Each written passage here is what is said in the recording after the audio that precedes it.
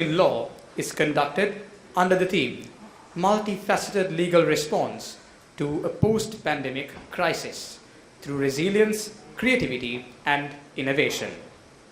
It is expected that this session will provide the platform to a wide-range discussion on the diverse fields of law and their operation. Ladies and gentlemen, this session is chaired by His Lordship Jayantha Jayasuriya, President's Counsel, the Chief Justice, Supreme Court of Sri Lanka.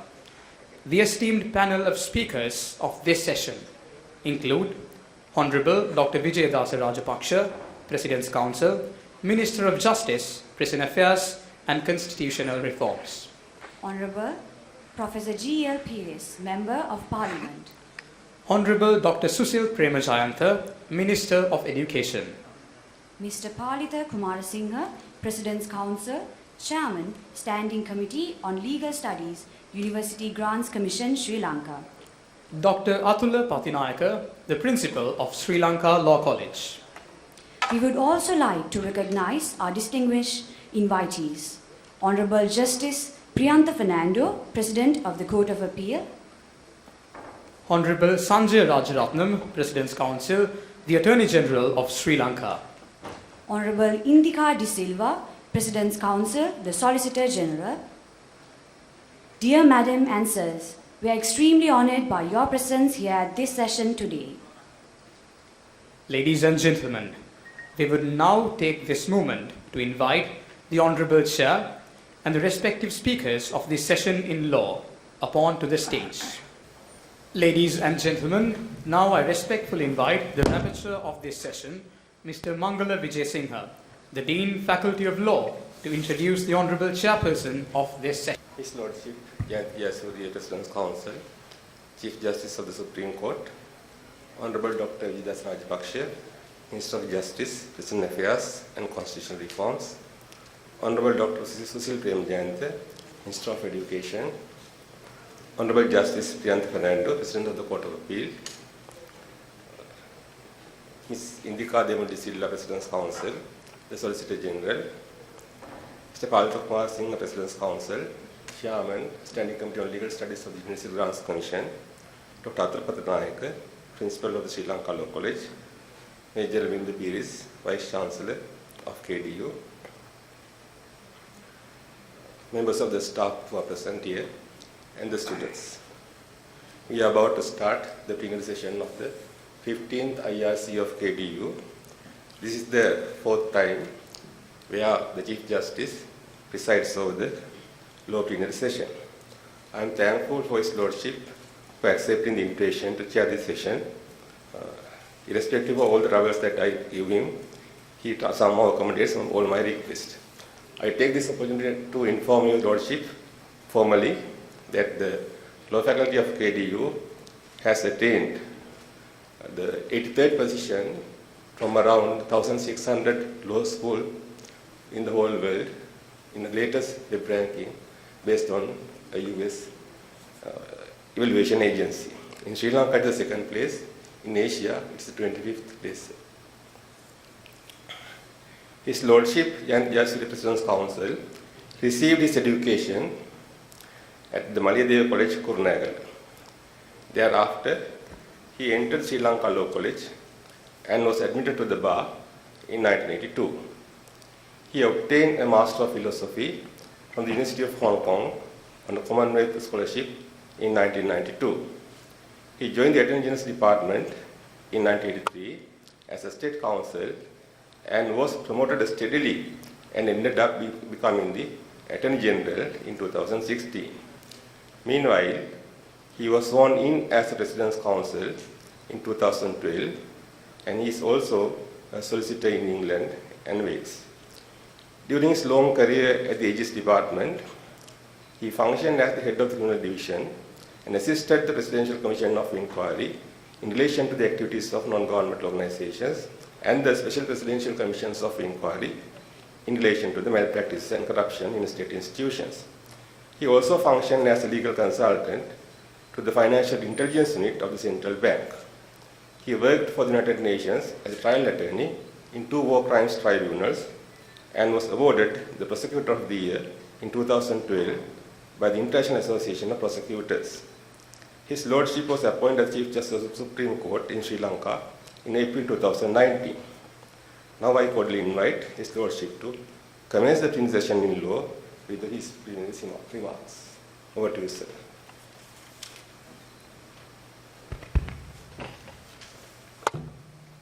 Thank you for that introduction. And so, as it was said, so it's the fourth time that I'm chairing this session of the law faculty, and so I'm happy to be here with you all, and considering the importance of the research that has to be initiated in not only the law faculty, all over, the KDU's initiative to have this as an important one of the calendar events should be commended.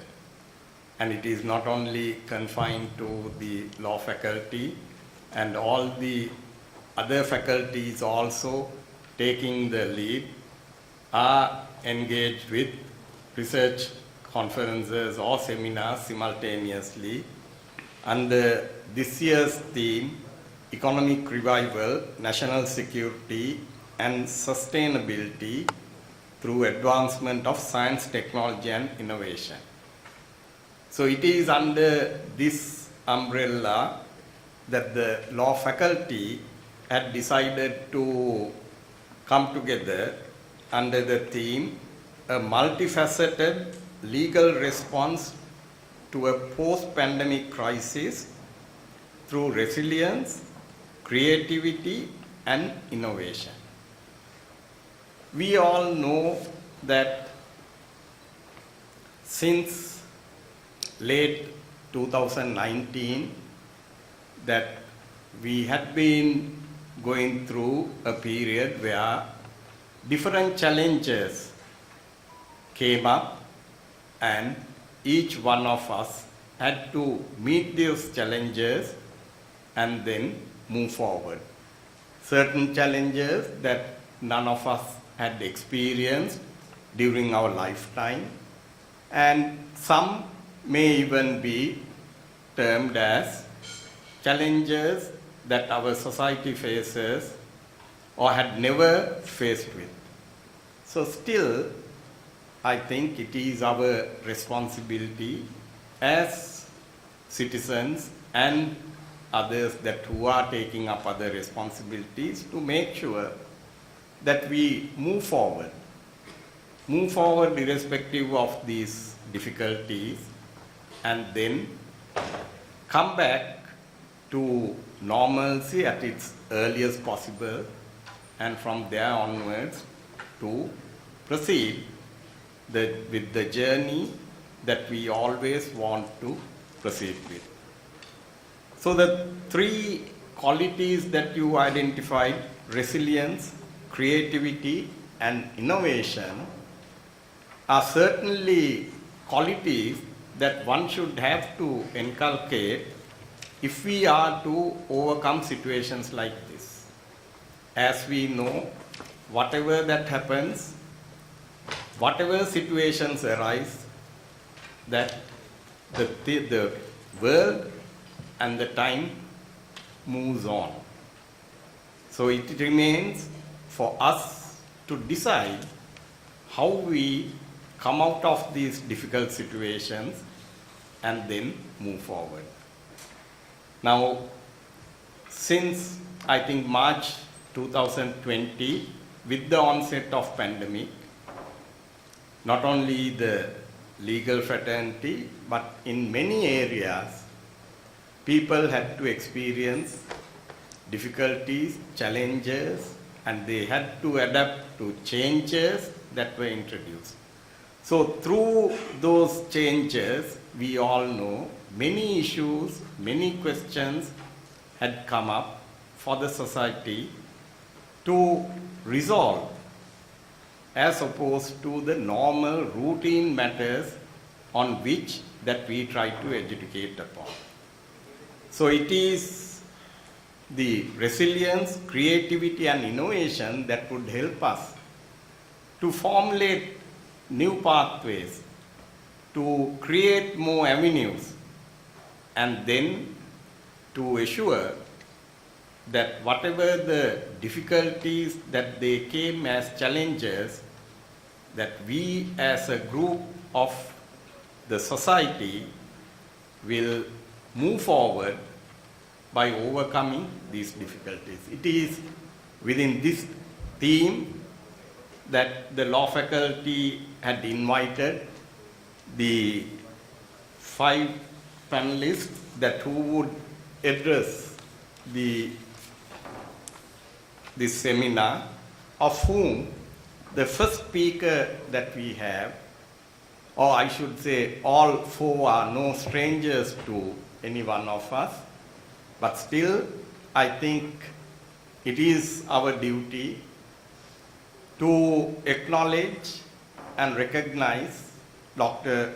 Wijeyadasa Rajapakshe, President's Council, Honorable Minister of Justice and Constitutional Reforms, who had been engaged in legal practice for a considerable period of time before he entered the politics, and even at the time that he was involved as he was engaged in the legal profession, he had led the unofficial bar as president of the Bar Association. Then his academic background with his LLB and the PhD from the University of Colombo, and also the LLD that he was awarded with by the Commonwealth University, United Kingdom. He is an author, not restricted to legal literature, but covering many areas of interest, and also that the contribution that he had made to the legal profession and the overall development of the law we should recognize. And in fact, one of the most recent publications include the book on delicts, where you have authored with many material that will be very useful not only to students but to everyone who is involved in the legal studies as well as in the legal profession. So with that brief introduction, I should say there is many more to be said, but then may I invite Honorable Dr. Wijeyadasa Rajapakshe, President's Council, incumbent Minister of Justice and Constitutional Reforms, to address the gathering. Due to, I think, prior commitments, Dr. Wijeyadasa Rajapakshe would deliver his speech, and then he would excuse himself from the rest of the proceedings. And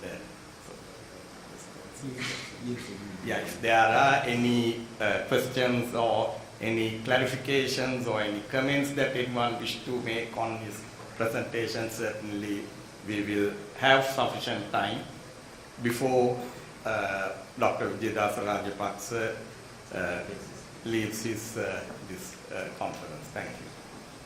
Thank you very much. The session chairperson, Your Lordship, the Chief Justice, Jayantha Jayasuriya, President's Council, Honorable Palitha Kumarasinghe, President of the Court of Appeal, Ms. Indika Demunity Silva, Solicitor General, President's Council, Honorable Dr Susil Premajayantha, Minister of Education, Mr. Palitha Kumarasinghe, President's Council, Chairman, Standing Committee on Legal Studies of UGC, Dr. Athula Pathinayake, Principal, Sri Lanka Law College, Vice Chancellor, the Dean of the Faculty,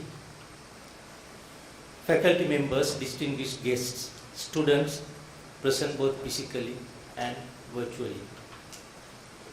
I wish to thank the Vice Chancellor and Dean of the Law Faculty of KDU for inviting me to share some thoughts on the theme National Security and Sustainability through Research in Criminal Justice, in which you have chosen a timely subtopic, multifaceted legal response to post-pandemic crisis through resilience, creativity and innovation.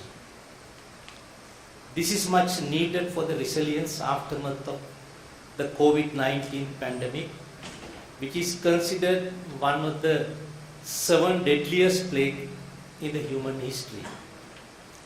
Although it has officially claimed 5 million lives, the actual and related death toll is much higher. Facing an outbreak of a pandemic like COVID-19 was arduous, and the resilience in the aftermath is very much burdensome. Legal response to a crisis of this nature is twofold. The first being the enforcement of the law, in addition to the health guideline, curtail the proliferation of the disease, and secondly to engage in the development of law for the resilience and reinvigoration of the society in the spheres of the health, economy, education, social and cultural, etc. A century-old law that was enacted in most of the countries during the period of Spanish flu in 1918 and 19, which engulfed over 50 million lives, is not adequate to address the much complex issues arising in the present sophisticated pluralistic societies. It is important to explore new avenues through scientific research and analysis. The reinvigoration of social and economical drives of a society after a pandemic crisis warrants the establishment of new practices, which ultimately requires legal framework modifications. Legal responses in terms of changing dynamics of technology-related applications is a key component for a thriving economy after such a crisis. The law will have to be enacted to face the new challenges and requirements of new social interactions when obtaining services and goods, new payment methods and new methods for dispute resolution. For an example, the COVID crisis created a need for such activities to be contactless and to have minimum personal meetings. Creative and innovative political and democratic engagement across the widest and most diverse range of society is essential to build public trust in governance and institutions and their capacity to manage crisis. Broader and more interdisciplinary expertise is needed to respond to pandemics which are parasitic on the COVID-19 health emergency. Collaboration and coordination across levels of government needs more effective but requires clear guidelines as to competence, capacity and communication. The pandemic created opportunities for consolidation of democracy and innovation in the protection of rights, as well as the opportunity to prove resilience of democratic institutions. In response to the concerns of legal uncertainty and the lack of effective control, countries across the world were to press for targeted legislation to address legislative control as well as providing a clear and limited legal basis for action. I wholeheartedly wish all success in the worthy endeavor of your university to create an interaction and to explore remedial measures for resilience. Thank you very much.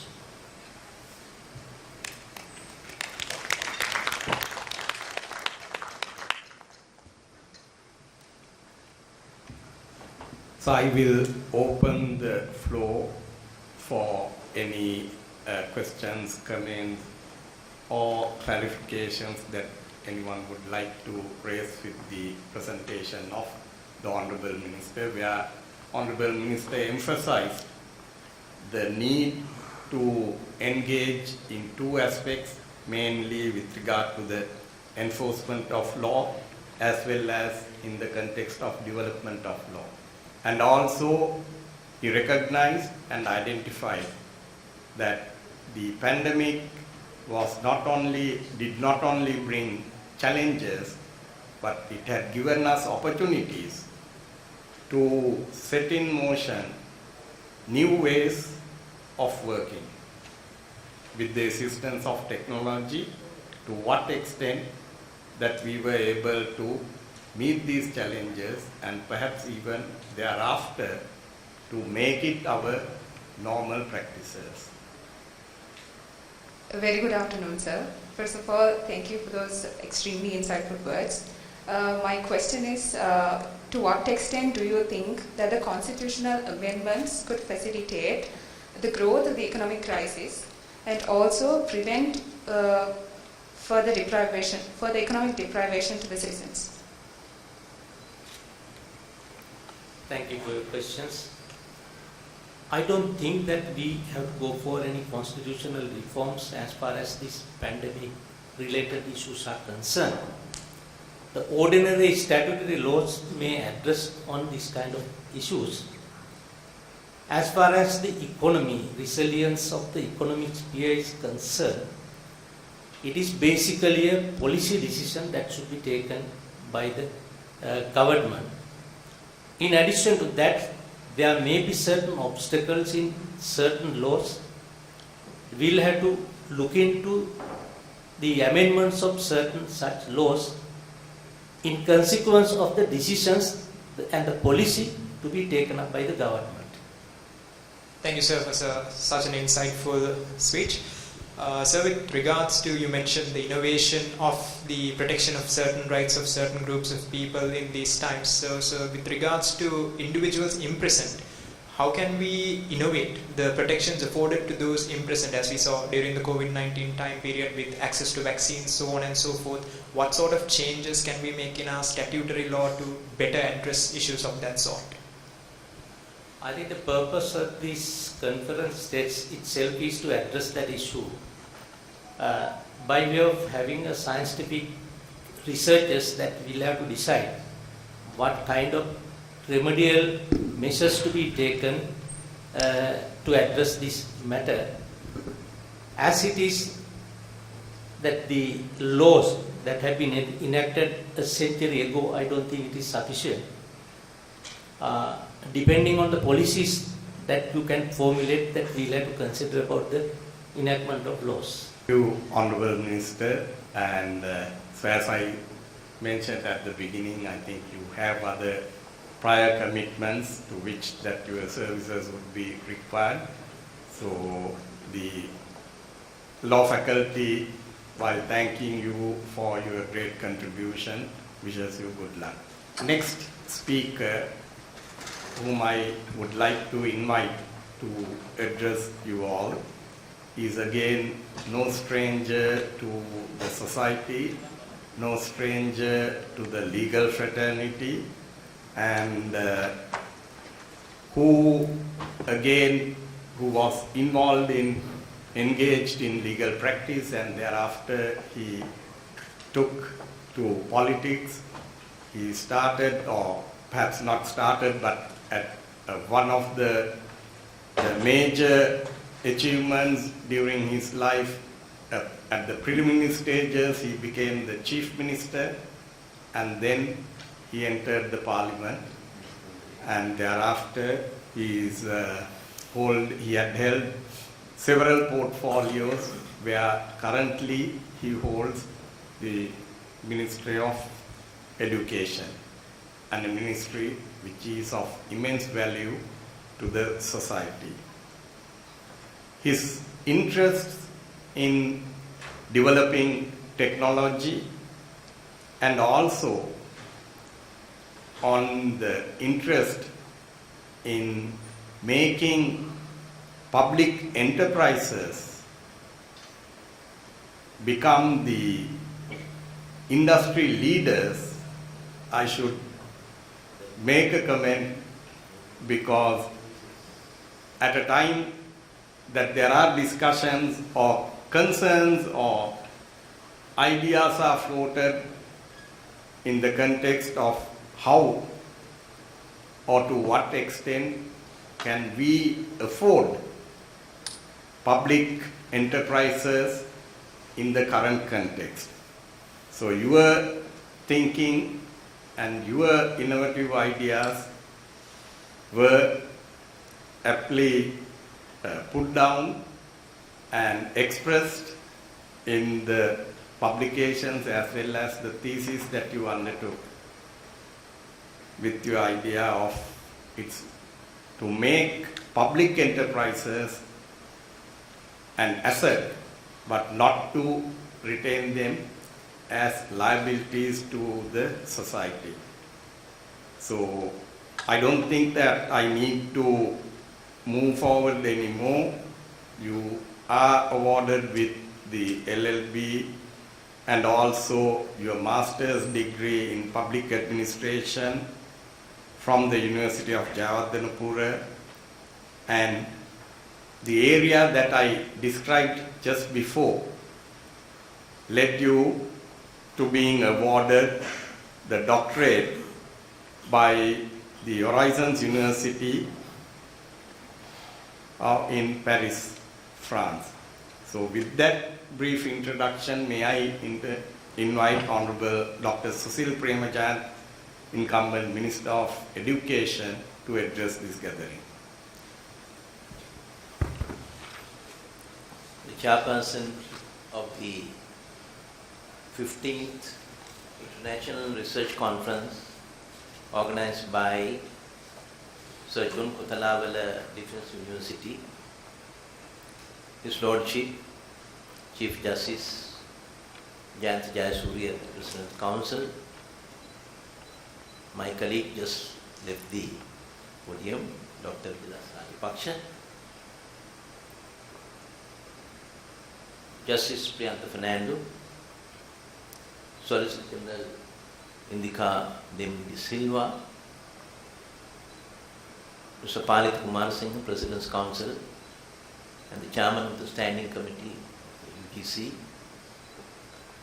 Dr. Athula Pathinayake, Principal of Law College, Vice Chancellor of the Sir John Kotalawala Defence University, Dean of the Faculty of Law, academic staff, and the undergraduates.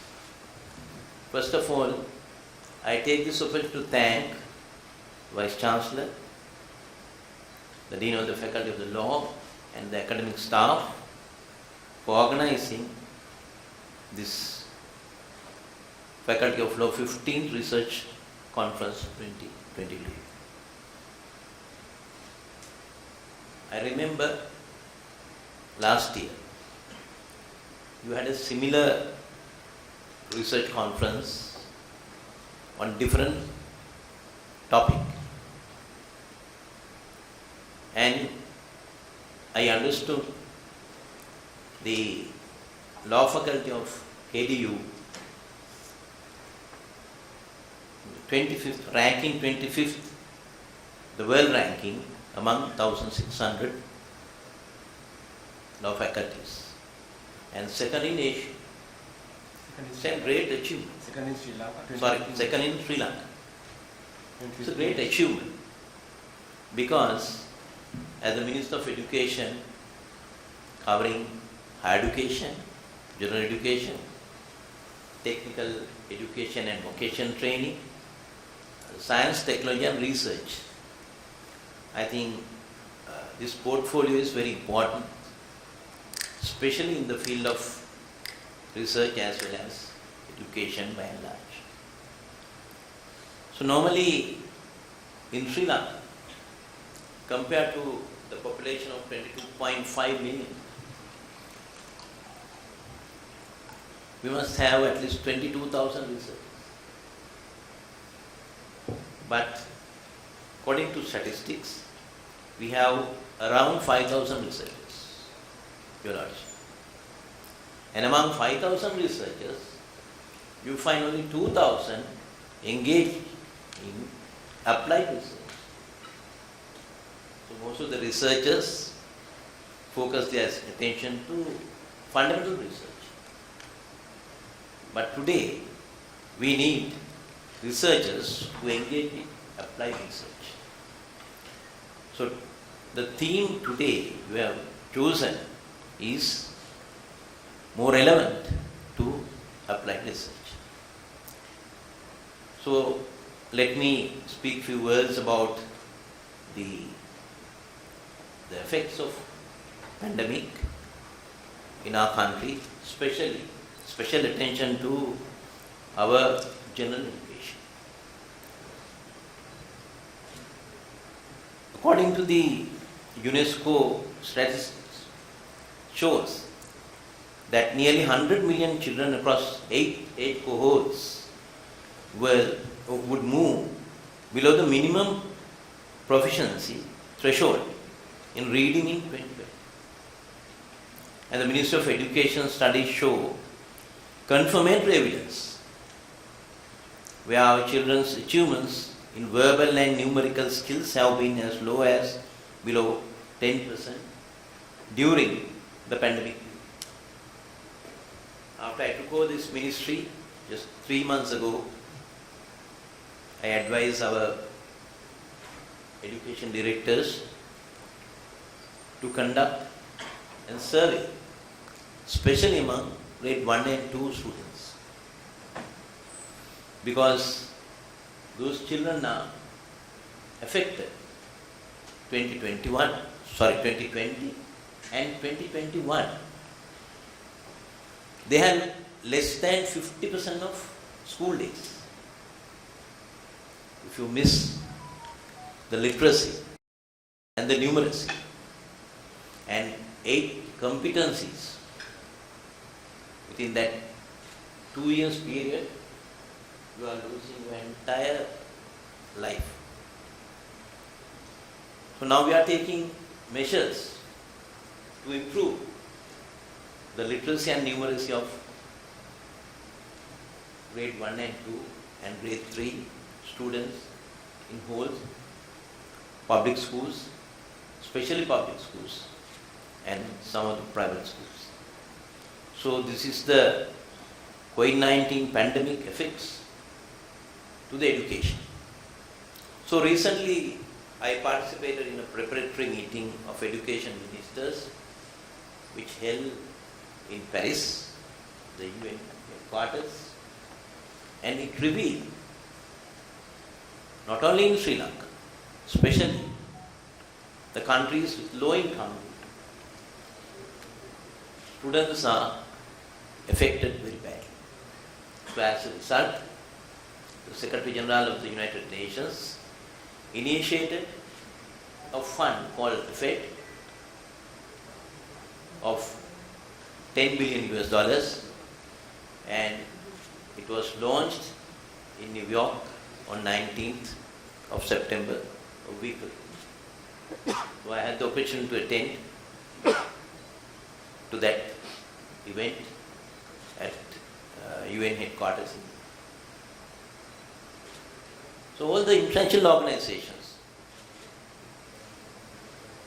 United Nations, UNESCO, especially the UNESCO, UNICEF, UNDP, all these agencies and World Food Program working together to help financially and technically to cover the losses occurred during COVID-19 pandemic, especially 2020 and 2021.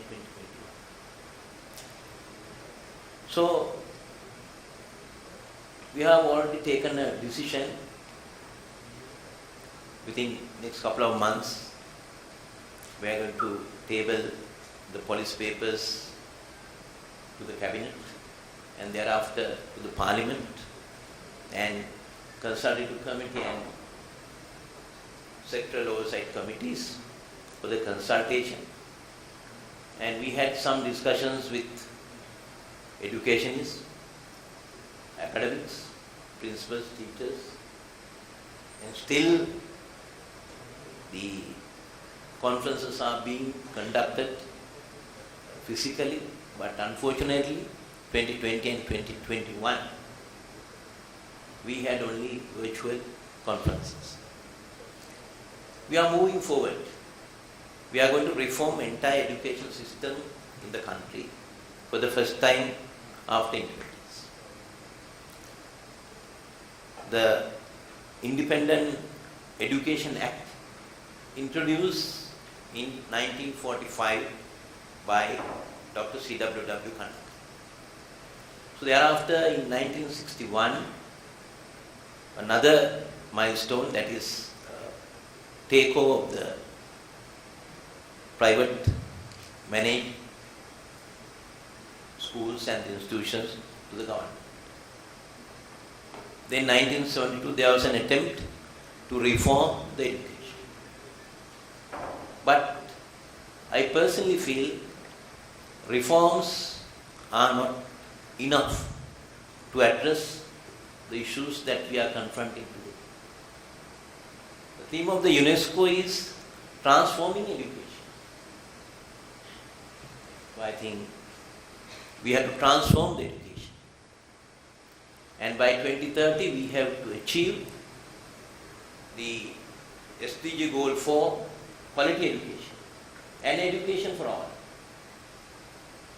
So as a country, since early 1950s to date, we have improved our literacy by 100%. In early 1950s, our literacy rate was 46%. Today, it's over 93%. But we have to not only transform in the education, we have to introduce technology in education. In 1999, the United States, after having a survey among the students of age group 12 to 15, decided to introduce STEM education. Means science, technology, engineering, mathematics. And STEM education system spread out to 5 countries. Today there are 96 countries. They have already introduced STEM education. Recently, in the Asian countries like Vietnam, India, they added another letter. That is E. STEAM education, science, technology, engineering, arts, mathematics. Even in the field of arts, commerce is technology based. So it is high time for us, actually we are lagging behind as a country in the field of IT. There are emerging technologies, artificial intelligence, big data, and then biotechnology, nanotechnology, genome sequencing. Those are emerging technologies. Some of the developing countries and countries like Vietnam, who suffered over 25 years with a war, so they have introduced STEM education. In school curricula, they have introduced the basics of emerging technologies. I don't know how many students engage, especially in science and technology, aware of that we have state-of-the-art nanotechnology laboratory in Pitipana, the science. And last year we started biotechnology laboratory. So it is high time to introduce STEAM education in our education system. It's true that this is an conference, I believe that not confined to law, but when we speak about the introduction of laws, new laws, and amendments to existing acts, So we have to think about the effects of COVID-19.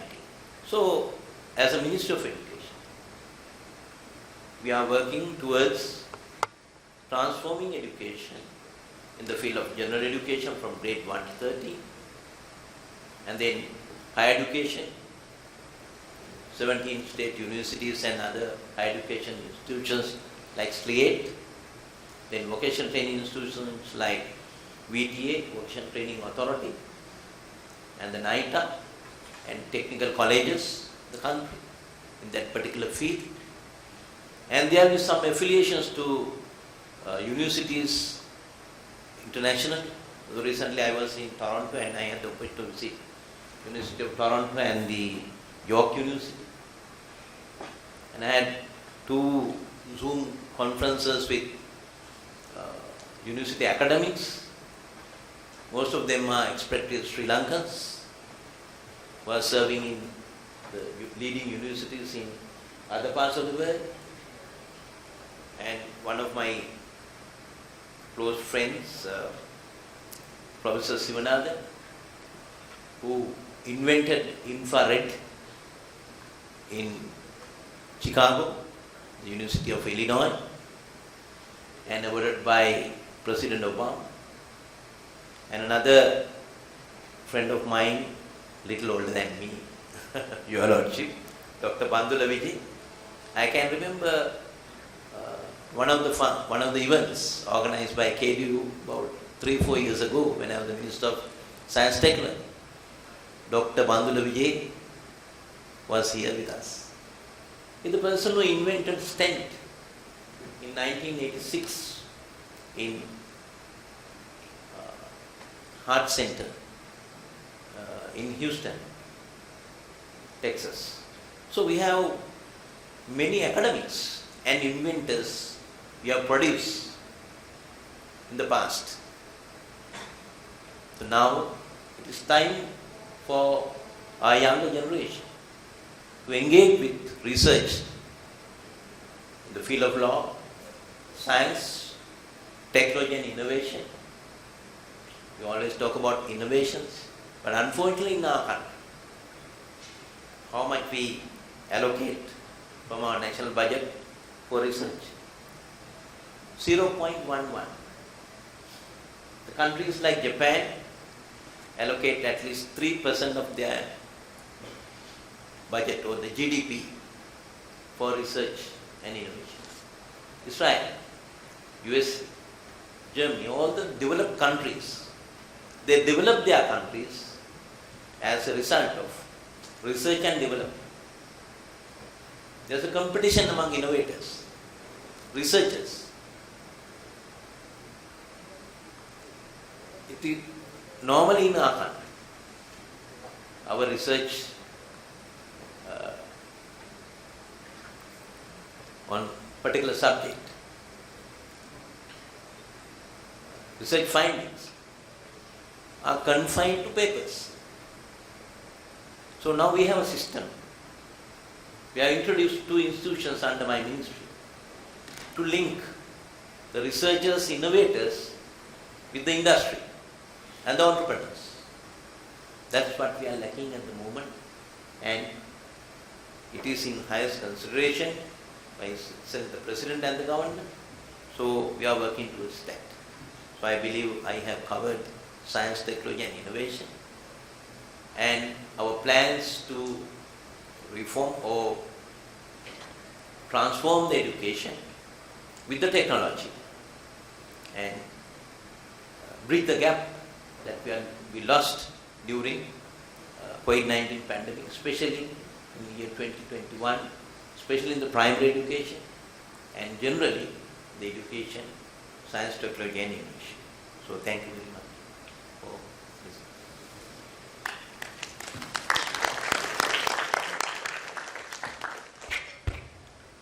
Thank you, Honorable Minister. So you took us through the developments that had taken place in our education system from maybe 1950s and 40s, and then yet you recognized how much that we have to achieve.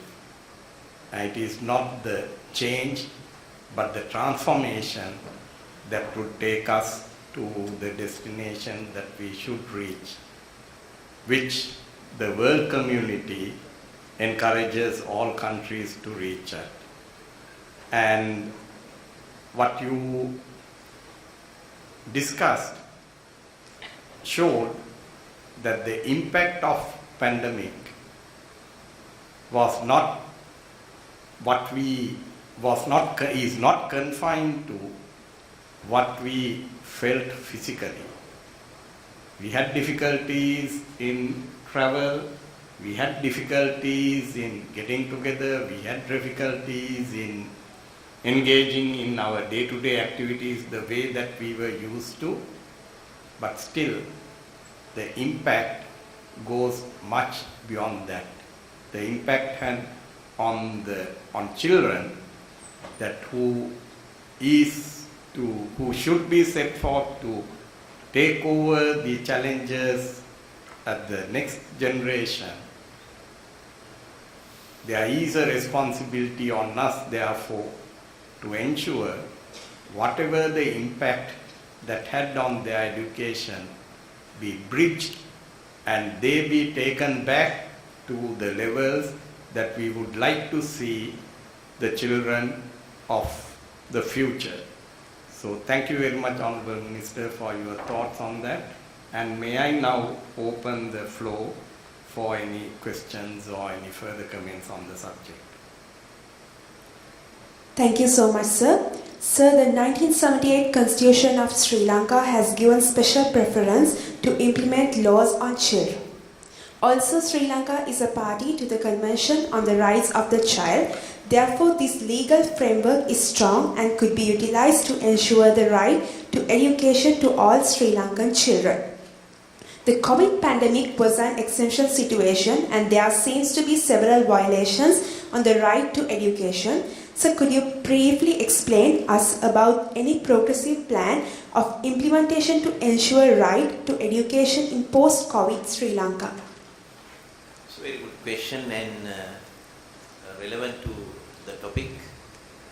Actually, I explained the challenges we had in the field of education, but at the same time, we all recognize the rights to education. It is in the Constitution, and not only in the Constitution, there are certain laws, especially for child protection and some other related laws. As I explained in my presentation, that we already planned to transform the education system. So I have appointed a separate committee, Your Lordship, to look into the amendments necessary for certain acts. Now, for an example, still we have, with slight amendments, the original Independence Education Act. It's not an act, of course. It's that introduced way back in 1945 during State Council period at that time. So it is high time to amend those laws and the related acts. So at the moment we have a plan to amend those acts matching to our transformation and for future the strengthening the rights of the children for the education. So we have already accepted. There is an international convention UNESCO, with the UNESCO agreements. It is our responsibility to give the equal opportunity and the right to children for the education. And in Sri Lanka, the compulsory education age limit is up to 14 years, up to O level. That we have achieved compared to most of the countries, especially low-income group. We are beyond all those countries, because in Sri Lanka, the enrollment rate to grade 1 is somewhere around 99%. And completion of primary education, that is 5th grade, is 99%. And completion of junior secondary education at the age of 14 years, dropouts only 14%. So 86% complete the junior secondary education. So compared to other countries, we are par with most of the developed countries. So therefore, even at the moment, we protect the rights of the children of education, and especially in Sri Lanka, free education. Free means from grade 1 to 1st degree. There are no tuition fees, and textbooks are given freely, and uniform materials are given free, and subsidized transportation. So compared to most of the countries, we are protecting the rights of the children. Thank you, sir. Good evening, sir. Honorable Dr. Susil Premajayantha.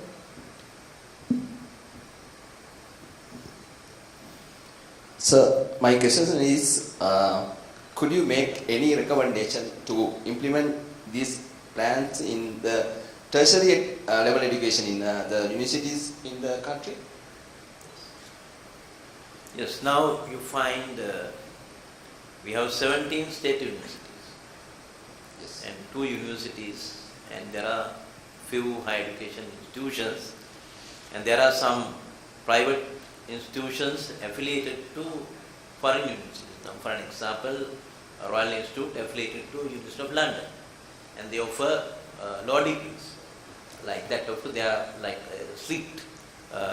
They have affiliated to Curtin University in Australia and Uppsala in Sweden. So they offer degrees from those universities. So, but in our country, you find even at GC advanced level, so we have only 4 streams: science, arts, commerce. So recently we introduced technology.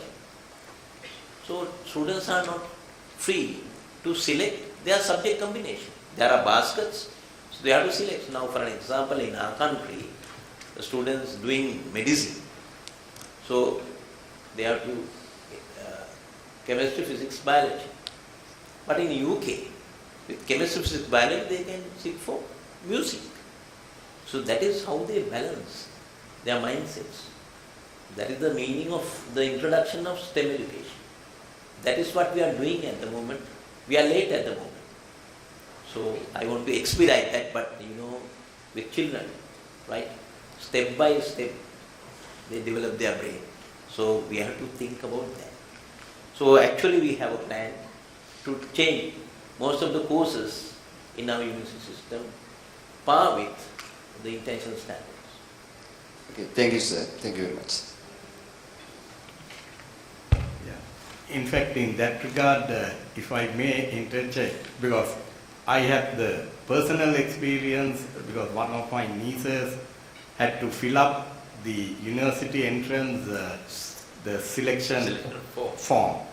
But it is amazing to see, Honorable Minister, I think we are in the correct path, but as you said, that a lot of changes or improvements need to be made. We are considering the number of courses that are offered currently, which during our time, we never imagined that there could be university education in those areas. So in a way, we are happy to see that we are in the right direction, but there are unfortunate situations where our speed would not have been the same speed that we would have expected due to various reasons.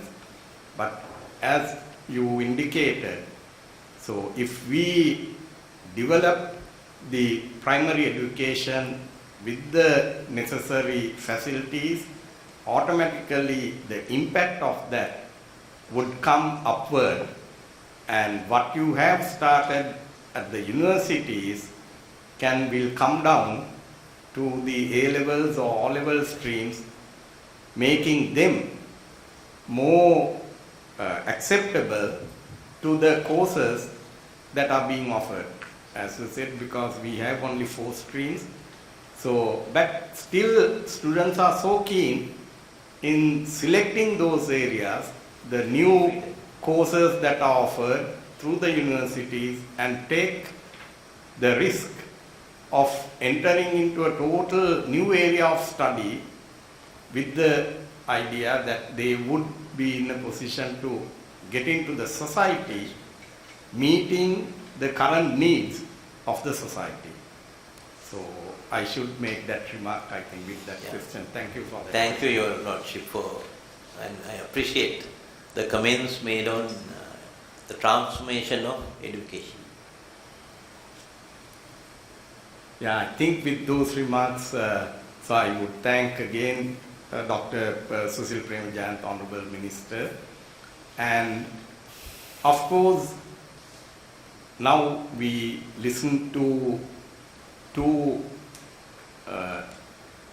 gentlemen that who practiced or started their careers in the law field, but then diverted into a different direction, again with the expectation that their energy would be diverted again to the benefit of the society in a different capacity.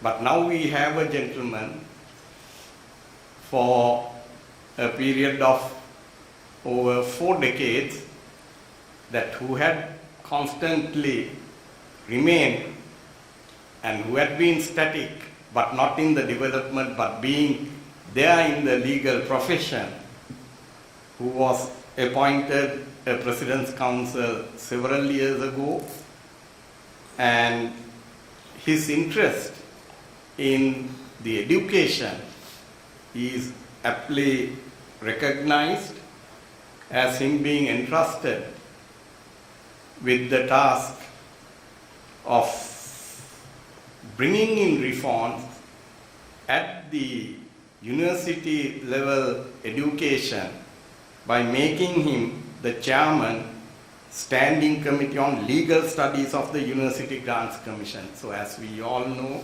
it's the University Grants Commission which has the power and authority in expanding the horizons of the universities, and in the context of legal studies, Mr. Palitha Kumarasinghe, President's Council, his contribution is immense in that regard. But in legal practice, he had been a practitioner in civil and commercial litigation for over 4 decades. And may I now invite Mr. Palitha Kumarasinghe, President's Council, to share his thoughts under this theme. My Lord, the Chief Justice, Honorable Minister Dr. Susil Premajayantha, and Honorable Attorney General Mr. Sanjay Rajaratnam, President's Council, Honorable Justice Priantha Fernando, President Court of Appeal, Mrs. Indika Devmuni De Silva, Honorable Solicitor General, Dean of Law Faculty KDU, and all distinguished invitees and ladies and gentlemen.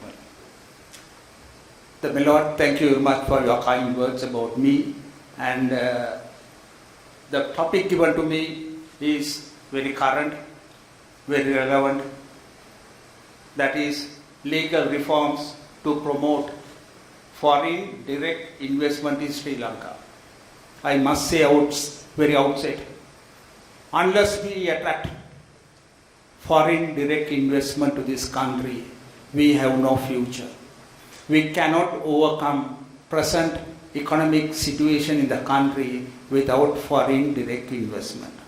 So therefore, we have to revisit our investment regime and to take strong possible action to attract more and more foreign direct investment.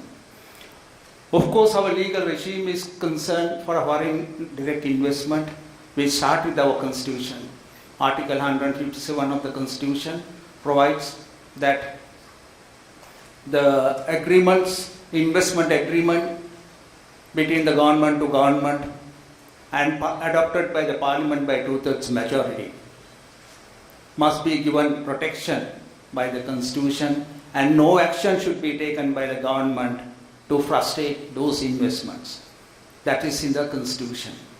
And thereafter, when we opened the economy in 1978, introduced a liberal economy system, and in fact, we were the first country to open economy for a foreign investment from our area, South Asia, and that was in 1978.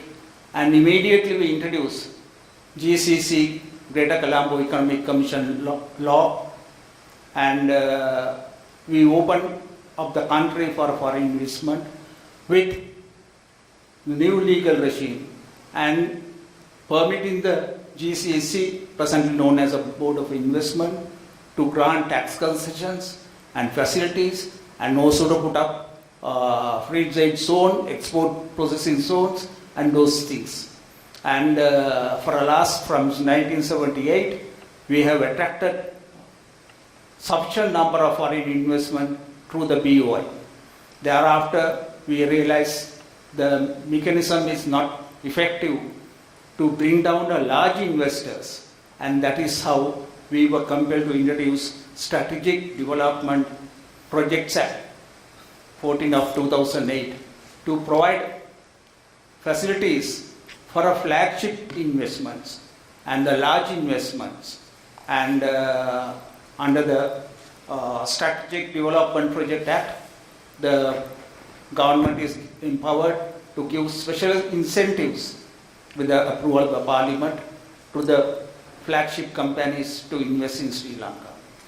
And recently we have adopted very important a comprehensive legal regime in the Colombo Port City Economic Commission Act number 11 of 2011, and to create specifically, as set out in the preamble, to one-stop shop and to grant all facilities, registration, implementation, even granting visas and tax exemptions and all those facilities under that in the Colombo Port City area for foreign investment. And that's exclusive for foreign investment and no for local investments.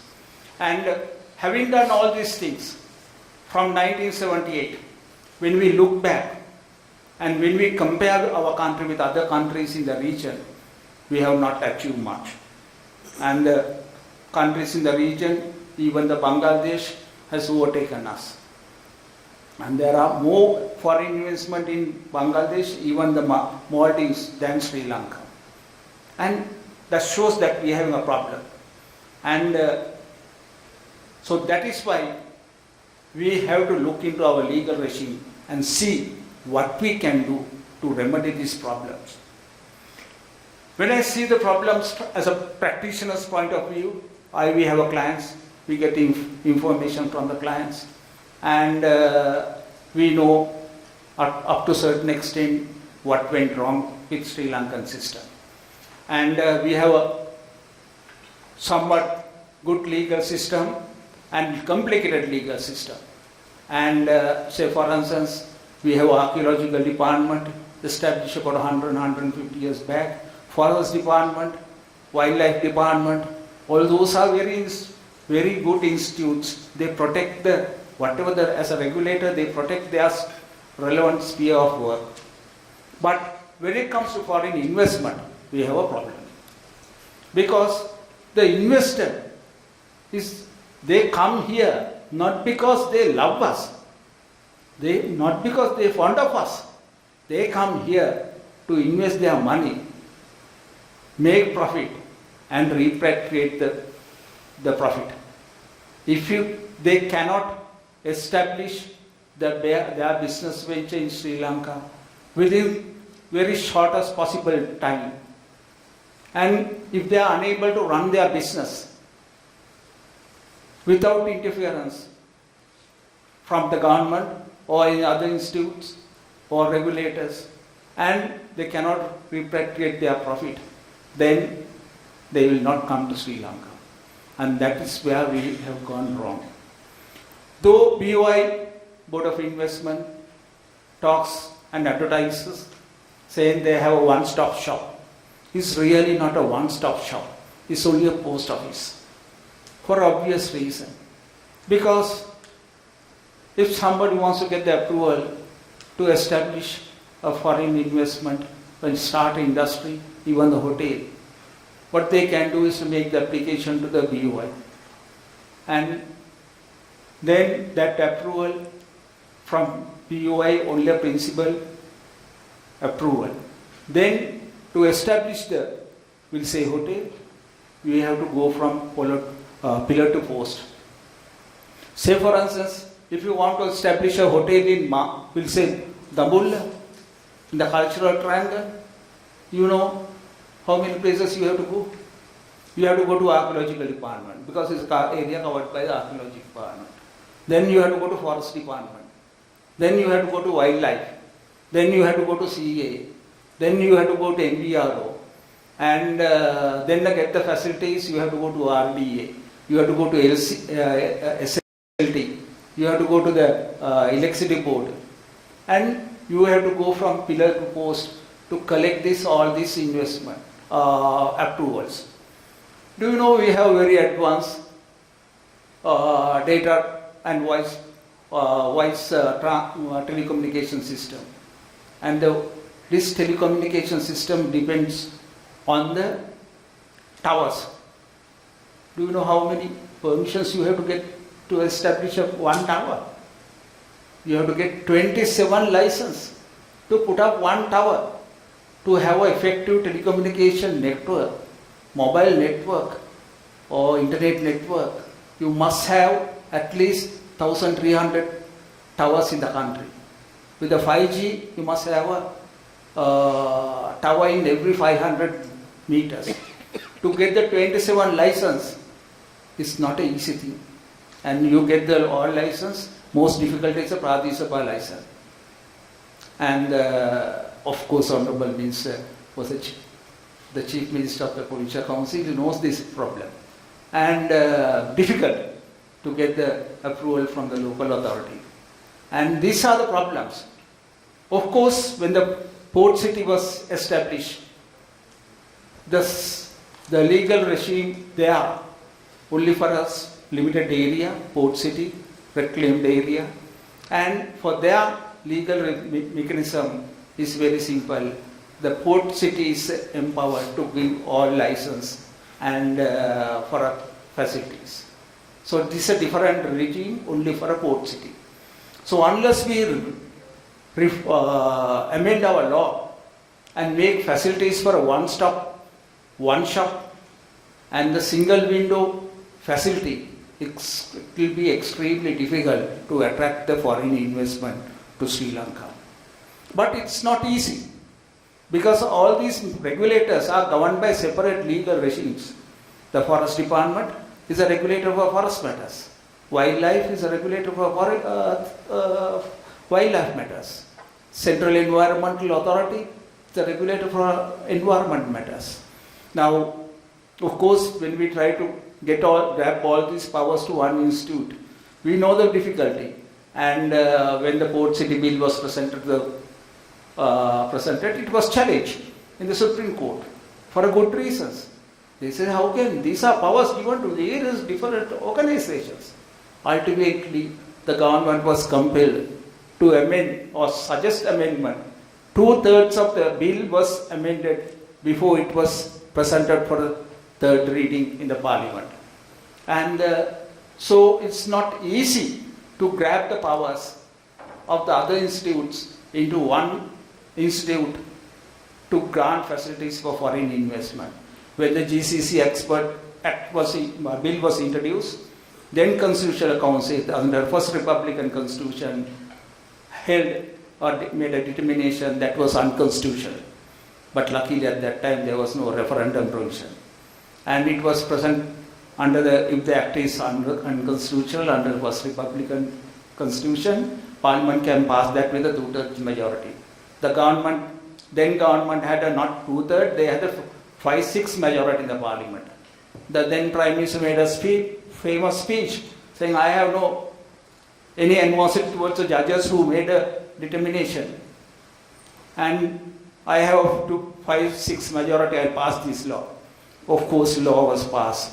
But the second Republican Constitution was introduced, all those judges were sacked.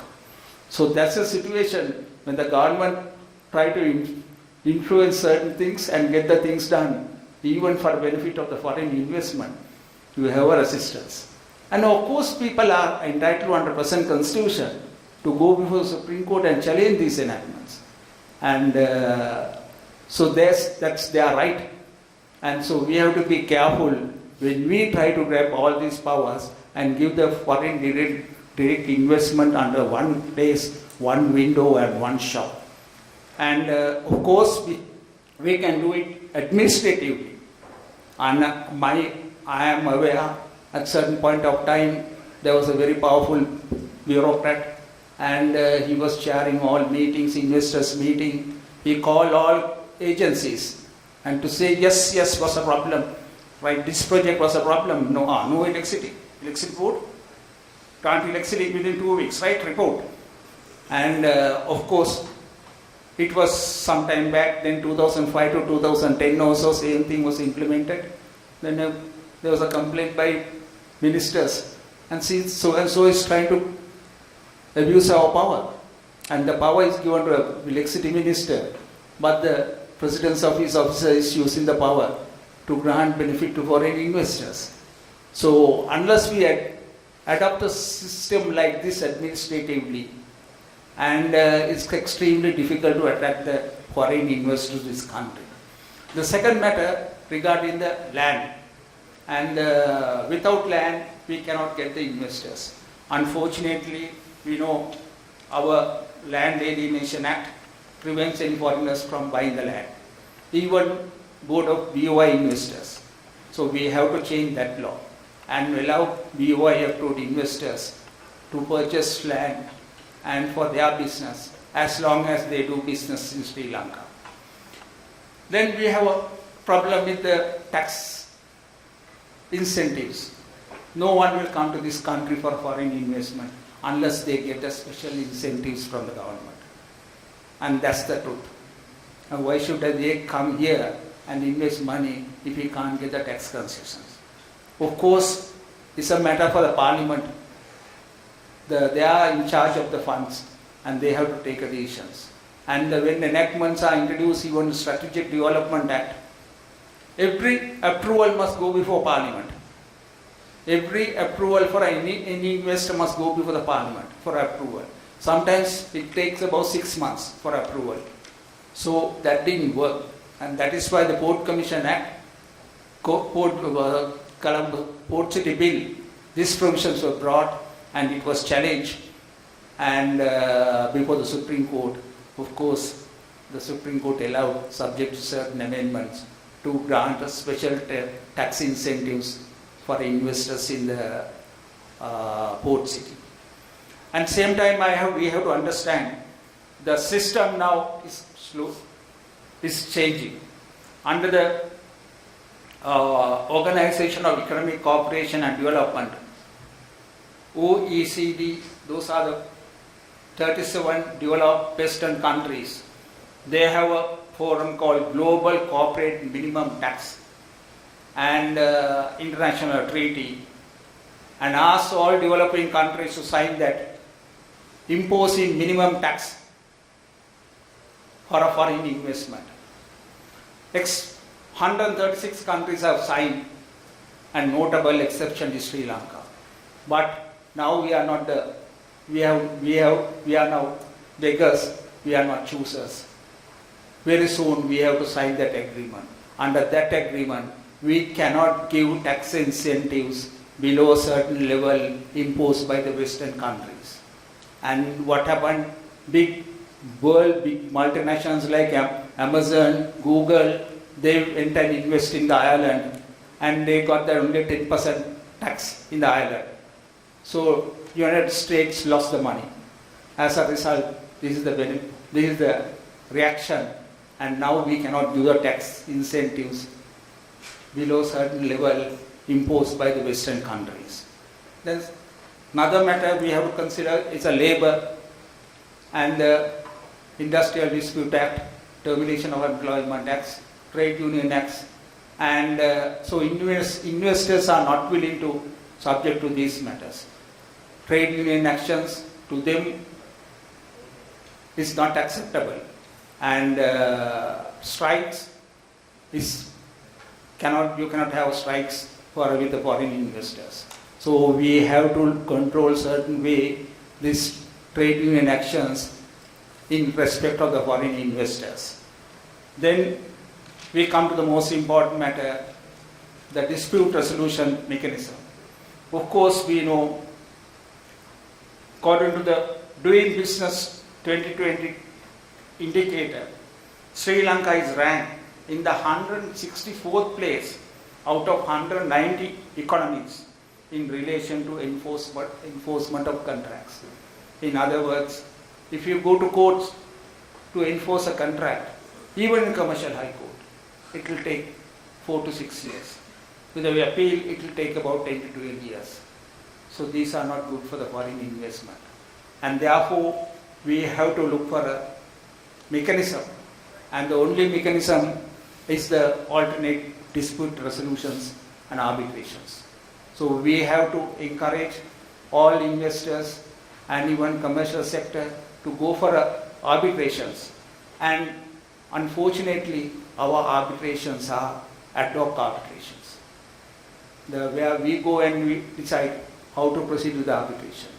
We don't follow established rules, even ancestral rules or ICC rules, and even Finnish rules. And therefore, we have our own rules, we accord to that, and our arbitrations take 3-4 years to come to an end. After that, when you go for a high court for enforcement, another couple of years in the high court. And therefore, not only must have arbitration, and we must have a mechanism, all foreign direct investors and all those who are dealing with them commercially must have a provision to have a compulsory arbitration under the properly established arbitration center and subject to prescribed rules. And of course, arbitration center is established even on the Port City Act, and there should be a special arbitration for a port city, and we must have a separate arbitration center regulated by law. Then the governing council must be appointed by independent body, something like a Judicial Service Commission, and they must have a arbitrators panel with competent, qualified arbitrators properly trained. Presently, our ad hoc arbitrators are handled by the lawyers or retired judges or present lawyers. So that is why there is a long delay in determination of even arbitration matters. So we have to go for alternate dispute resolution, compulsory arbitrations, then only we can think about foreign direct investment in this country. And if they cannot wait for years and years for a dispute resolutions. And our legal system is very slow to get an enjoining order dissolved. Sometimes we have to wait for years. Today, one of my matters, the order on the enjoining order was postponed to fourth day, and the enjoining order against the bank preventing the priority execution to recover 1.5 billion rupees, 1.5 billion rupees in force for the last 2 years. And of course, I am mindful of the fact I am making this representation in the presence of His Lordship Chief Justice. But these are the facts. These are delays in our court system. And so we have to deviate from our court system and go for arbitrations. Those are my initial presentations, and to reforms, law reforms to attract more foreign direct investment into the country. Of course, I have not mentioned in detail about another factor. We have to minimize the corruption in the country.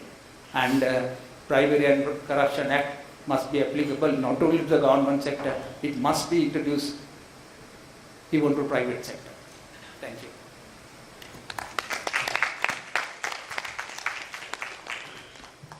Yeah.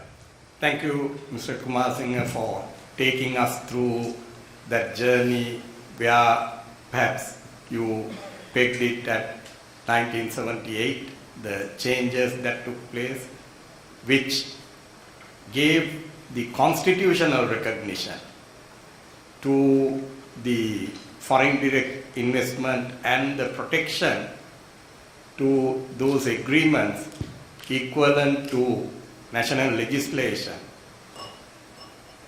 Even though having set that legal framework, you took us through and demonstrated that we had failed to achieve the expectations at the time those changes were introduced. So, and in your thinking that it is not only the shortcomings or defects in the legal framework, but certain practices that had been adopted needs to be changed, or certain social thinking and thinking on matters other than the legislative provisions also will have to perhaps formulate in such a way in making the foreign direct investment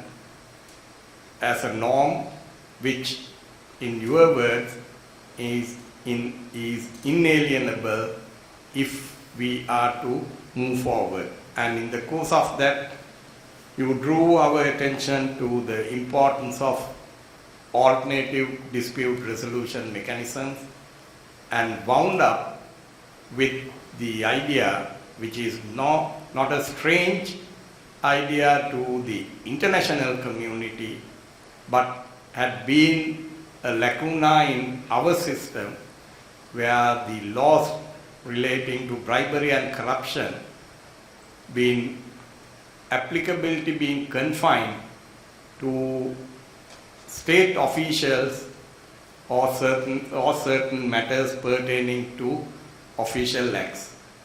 So the expansion that to cover private sector is perhaps one area where all of us will have to give our mind in deciding how best that we could formulate the matters relating to bribery and corruption, which is conducive to investment to be attracted to our system. So thank you for that discourse, and may I now open the floor for any questions or observations.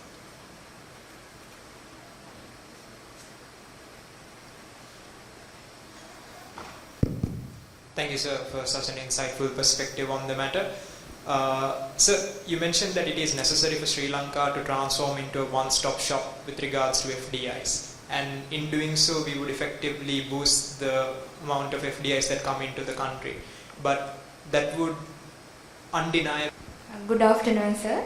So my question is, what are your views on the efficacy of the Colombo Port City Economic Commission Act number 11 of 2021 in facilitating economic progress? Thank you, sir. Of course, that's again the problem with the foreign indirect investment, and there's adverse comment again the foreign port city saying it's a Chinese colony, part of the China, and the Western world don't like the Chinese controlled territory. That's why the Economic Commission was established. And one of the matters before the Supreme Court was why even the foreigners can be the members of the Commission.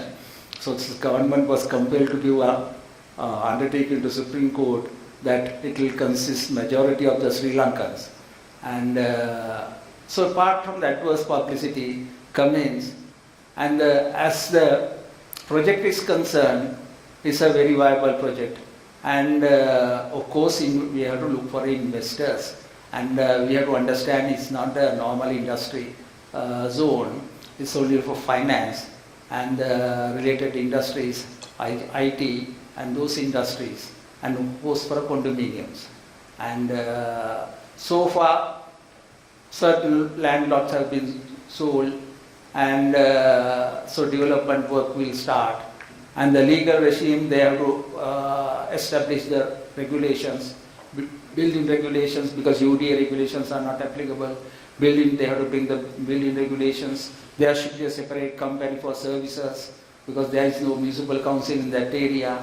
So you want to clear the drainage, then the garbages, they must have a separate mechanism. All these matters are now finalized, and they have to publish the regulations. And of course, tax incentives also must be put into formula and must be presented to the parliament to give the tax concessions to incentives to the investors. Hopefully, if we can develop Port City, we have a good future. Hopefully, it will happen for the betterment of the country. Thank you.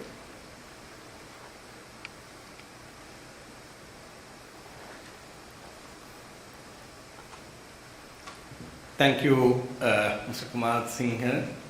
And now let me turn to another gentleman who was or who is from the legal fraternity, who commenced his career as a public prosecutor, but then later on deciding that maybe a shift towards the academic area would be more beneficial, or it give more opportunities for him to serve the society. So having been in overseas for a considerable period of time, he had now decided to take upon himself a challenge by becoming the principal of the Sri Lanka Law College.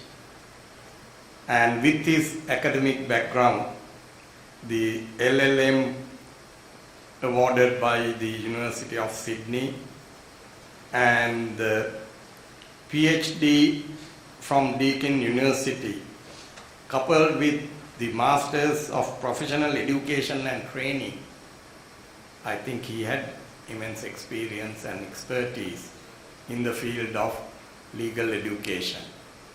So, Dr. Athula Pathinayake, may I now invite you to enter into the discussion and then give your thoughts to this audience. Your Lordship,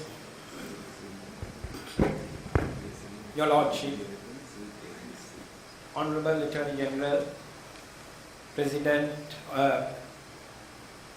Honorable Justice, President, Court of Appeal, the Minister, Honorable Solicitor General, esteemed colleagues and guests. We are told that Mahatma Gandhi said, "Live as if you were to die tomorrow. Learn as if you were to live forever." That resonates strongly at times of great change. Recently, we lawyers have been forced to abandon our habits and established ways of thinking. For us, thinking like a lawyer has been a badge of honor and a mark of high levels of reasoning. But our traditional ways of thinking have been deeply challenged. The year 2020 began like any other, with legal academic programs rolling out as usual. Then the COVID-19 pandemic struck. Lockdowns were imposed, and we saw our academic institutions close along with other organizations across society.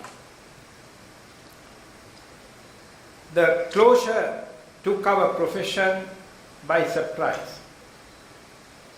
In legal education, as in the law itself, we had largely followed well-established traditional processes with physical attendance at classes and in-person appearances in court. Lawyers and legal educators had minimal experience with online meetings or e-learning platforms.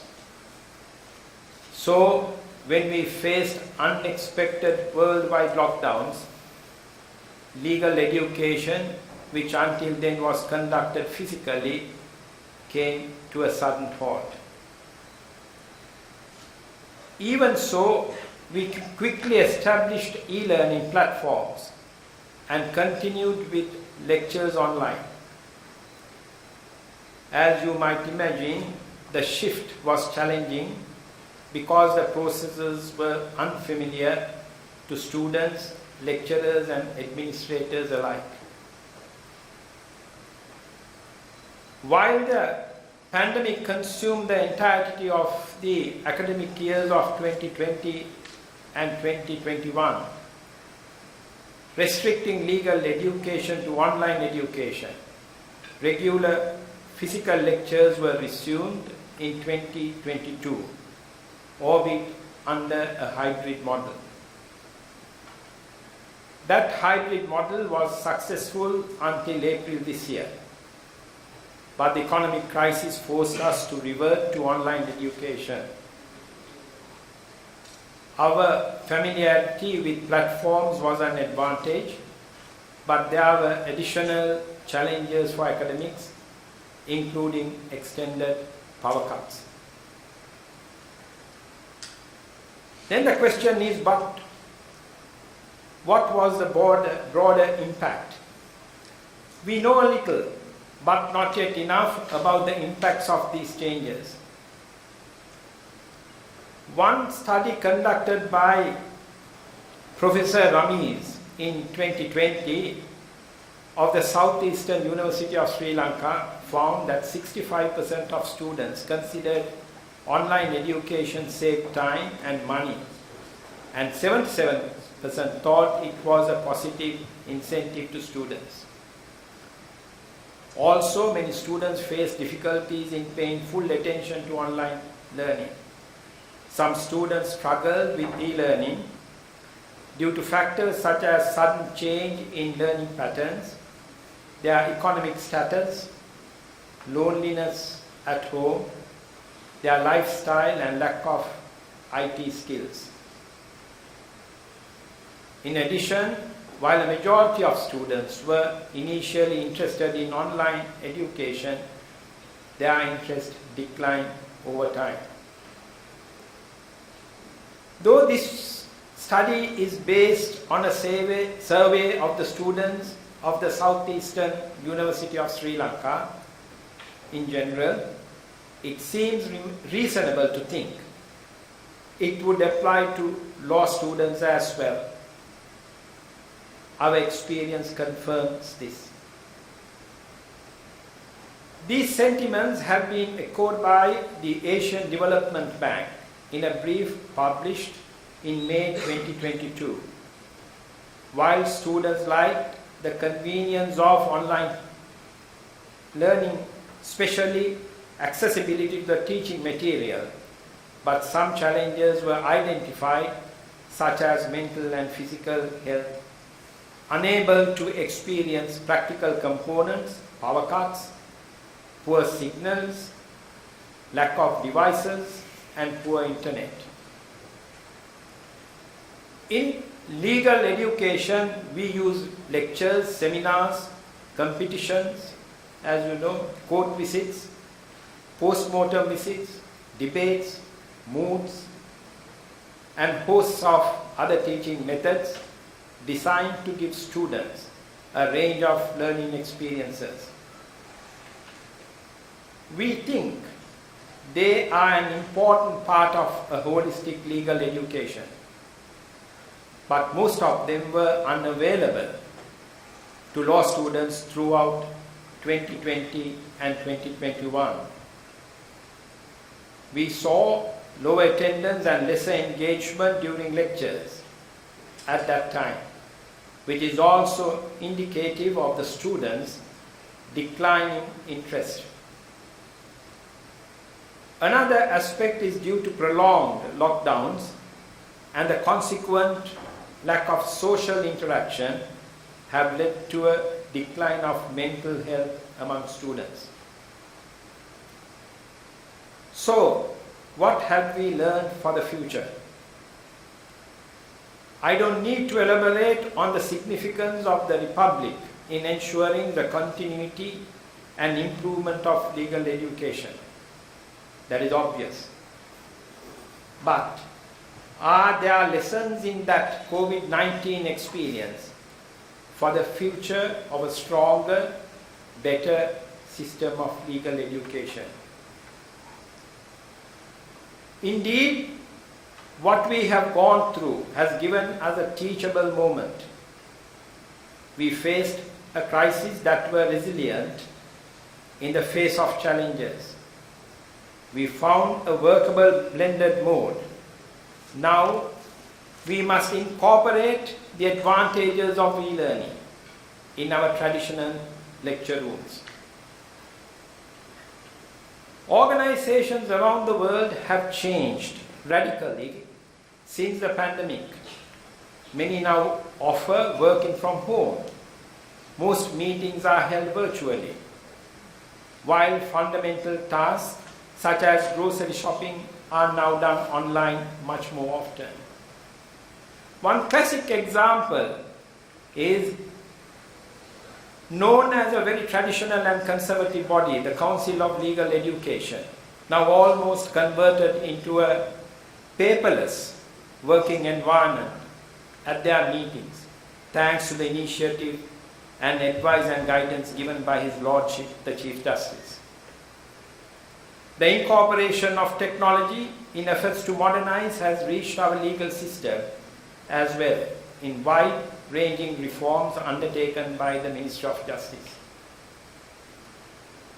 All these changes mean that it is vital for legal education in Sri Lanka to keep up. Necessity is the mother of invention, and we must take forward the inventions that arose from the recent crisis as we step into the future. For instance, law college is attempting to move away from rote and traditional learning, but that in itself is a challenging task. It requires a new kind of creative thinking and teaching that go beyond the notion of modernization. The entrance of technology to legal education serves another important end. With the rise of the poverty, as my learned friend said, and other developments, Sri Lanka is poised to become a 21st century Singapore or Hong Kong. In this future, the law will certainly play an important role. And it is utmost value that the law students of today, who will be the lawyers of tomorrow, are already familiar with the way technology works. Pandemic will be remembered as a dark time. But in the days ahead, we need to refocus on these positive developments and the country's potential. The experiences of legal educators during the pandemic have also inculcated a measure of flexibility and that is new in the traditionally rather rigid world of law. The unprecedented crises we faced have forced us to be more adaptable to external developments. For instance, Law College, which took pride in never being shut down during any crisis, even Black July, was this time forced to shut down its doors in the face of an invisible pathogen. Now we are more amenable to adjusting our ways of externalities. In sum, legal education in Sri Lanka survived a tumultuous period during 2 years of successive crises. But we can see this as a formative period of legal education in Sri Lanka and an opportunity. Educators and students underwent alien experiences and have come out as more resilient, holistic and adaptable persons. So, what does this mean for the future? While the changes we underwent in ensuring the continuity of legal education can in general be viewed as a positive light, there are still some concerns. We must not skip lightly over these in our efforts to modernize legal education. The mechanisms we adopted in the past 2 years were really band-aid solutions, patch-ups to enable us to brave the storm. Going forward, we must invest in a deep technological systems, preferably bespoke ones, to facilitate high quality and modern legal education. It is a question whether such technology exists in Sri Lanka, and if it does, whether we have the resources to invest in it. In addition, our academic and administrative staff will have to undergo extensive training to familiarize themselves with any such new system. Although there is considerable demand to modernize legal education in toto, we must not jump the gun. There must be more consultations and reviews before we begin a large-scale modernization, because contrary to popular opinion, technology is not panacea. As just one small example, our current curriculum clearly contains vestiges of the old, traditionally classroom-based rote learning found throughout legal education. If technology is going to play a significant role in the delivery of legal education, then the curriculum too must be fundamentally updated. This will not be a walk in the park. It will take dedications and hard work. It will be an extensive, tiresome and challenging process spanning multiple years and will undergo many trials, rollouts and rollbacks. We must also ensure that the mental and physical health challenges raised by exclusively online learning are mitigated in the future. Clearly, we do not want to subject the student population en masse to a mental health crisis. So, the challenging times we underwent have forced us to change our ways.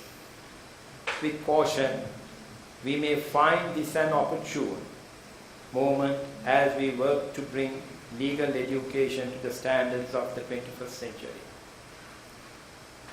In conclusion, I can do no better than to quote Jennifer Fleming, strategic leader in strategy development and performance alignment, speaking about the challenge we now face.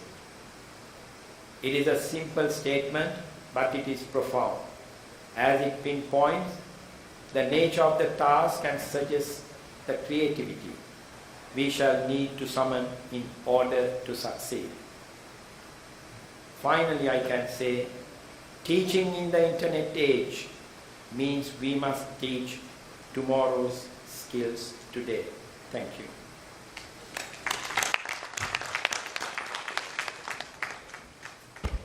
Thank you, Dr. Pathinayake, for that discourse on explaining the impact that the legal education had due to the onset of pandemic and the different ways in which those challenges were met. And also you were able to demonstrate the pros and cons of learning through electronic medium. So it provides an answer, but whether it is the best answer to be continued.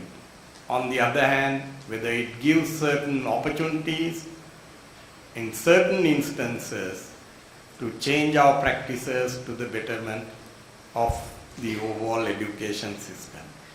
Law students being students who are getting ready to enter a profession which has so many duties and responsibilities towards the society should be in a position to see what challenges that they would face with the change of systems and how best that they could adapt or to adapt to such changes.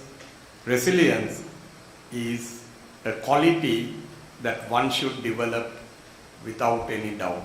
So with that comment, I will open the floor for any questions or clarifications. Thank you, sir. So you mentioned that going forward, legal education needs to incorporate technology and much more further competencies to increase its efficacy. So understanding that there are thousands of practitioners who have passed out of Sri Lanka Law College and are presently practicing, these new fundamental changes to the curriculum, the fundamental competencies that we teach legal practitioners, so how do we ensure that those competencies are also conveyed and taught to those who are presently practicing? Otherwise, there would be a great gap in knowledge between those entering the profession as well as those currently practicing at the moment. So, your comments with regards to continuous professional education, so on. Yeah, thank you. It's a very good question. And as a principal of law college, it is difficult for me to answer that question. But I will say, I'm sure by association is doing their best to equip the pass-out students and also all lawyers with the necessary technical skills, the e-learning facilities, etc. And also, as far as I know, they have newly established CPD courses, continuous professional development. I think which is a must. We have to incorporate that as a requirement in the legal practice.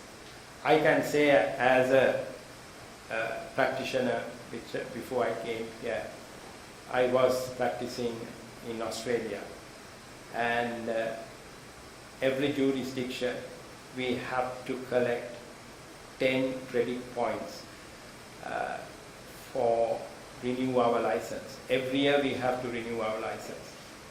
So if we don't collect 10 credit points, it is from substantial law, ethics, practice management, etc. So otherwise we cannot renew our license. I think with your Lordship in present, one day I think it will be prudent that we to adopt that system where even the technology aspect could be included in those CPD programs. Yeah, perhaps I think I saw a quote where it says every lawyer is a student, and the day the person stops learning, the lawyer in him dies. So that's the importance of continuing legal education.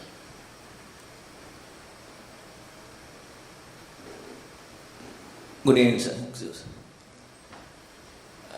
This is regarding, open question for anyone to answer. So we have seen that I think the response to this one, the crisis would be the attitude and development would be much better from any side, from maybe from primary education. Because we see that we always talk about the rights rather than the duties and responsibilities. So of course we have to have our rights, but we have to do our duties and responsibilities first. Then of course we can claim our rights. I am not telling I am always respecting the rights of others, but it should be also developed as attitudes from the primary education itself, I think. Thank you, sir. Your Lordship, since this question very much goes to me, I think that is why I said that we are in the process of reform, the transformation of education. Now, once we introduce, so next year we have a pilot project. We have chosen 200 schools in urban areas, rural areas, representing all the sectors.